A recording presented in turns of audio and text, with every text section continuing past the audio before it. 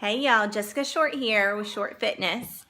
So, I am making my homemade chicken and dumplings. Everything is homemade. I boil the chicken and all that, and I use seasonings. I make the dumplings myself, and I'm going to give you a little insight into how I make it. Now, it is not the healthiest thing, but it's that soul food cooking that everyone loves. So, I've already put the chicken in the pan. I've added my seasonings. I've cut up my celery and carrots and added it in.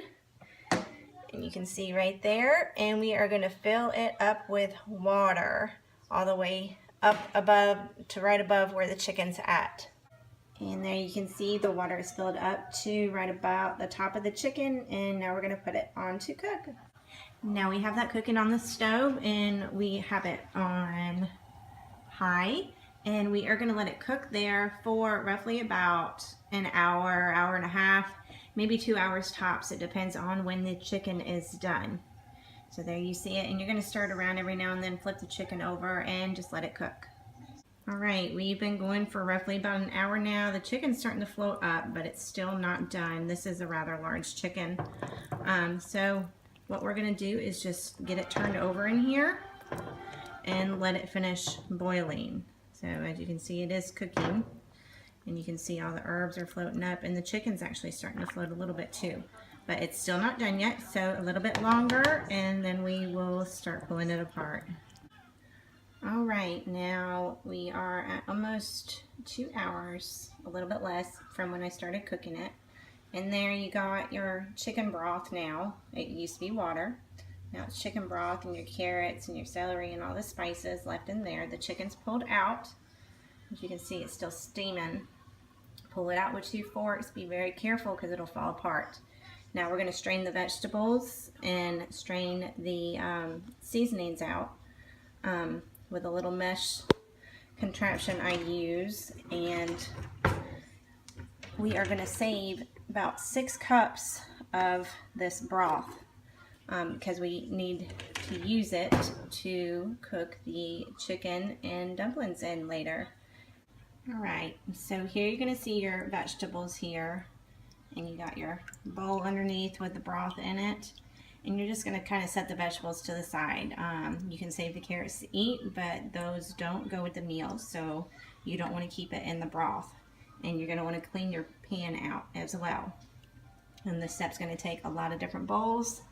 Got a bunch set to the side, and we are going to wash that out. We're going to strain that, and we're going to use this little mesh thing I use. It's actually for a tea strainer, and it scoops out all the seasoning very, very well. We need about 6 cups of that, so we're going to measure out 6 cups of that, and we're going to put it back in there. Alright, so here's how you're going to strain your broth. You dip your cup down in the broth, and you get your cup full there.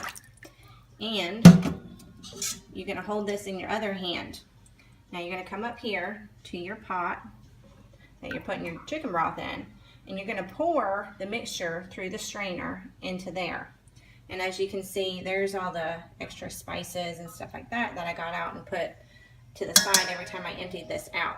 So every time I did a cupful in there, it was being strained. Then that's just extra chicken broth, and you can strain it out and save it maybe for a chicken noodle soup or whatever else you want to make. Alright, now we have all our chicken pulled apart there.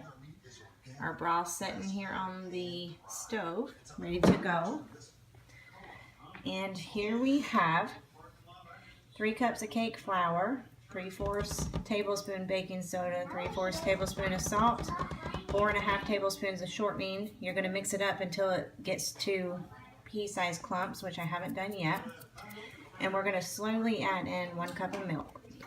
Alright, now we have our dough. I'm mixing a little bit of milk at a time until this ball of dough has formed. Now I'm going to put flour all over the counter. Roll it out. Be careful not to overmix your dough. You just want it until it's clumped up in a dough form.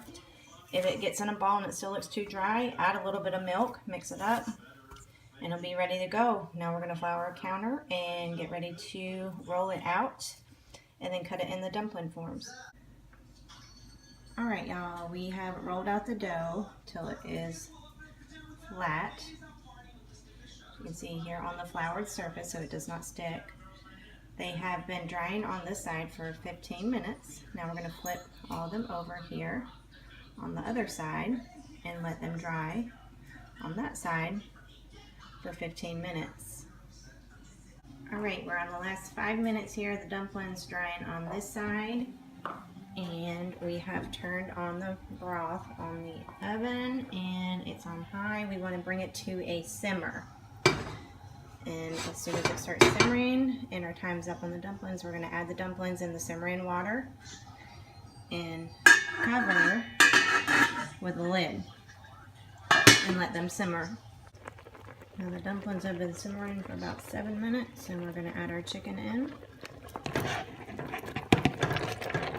I'm going to stir it around, let it thicken up for about 15-20 minutes here.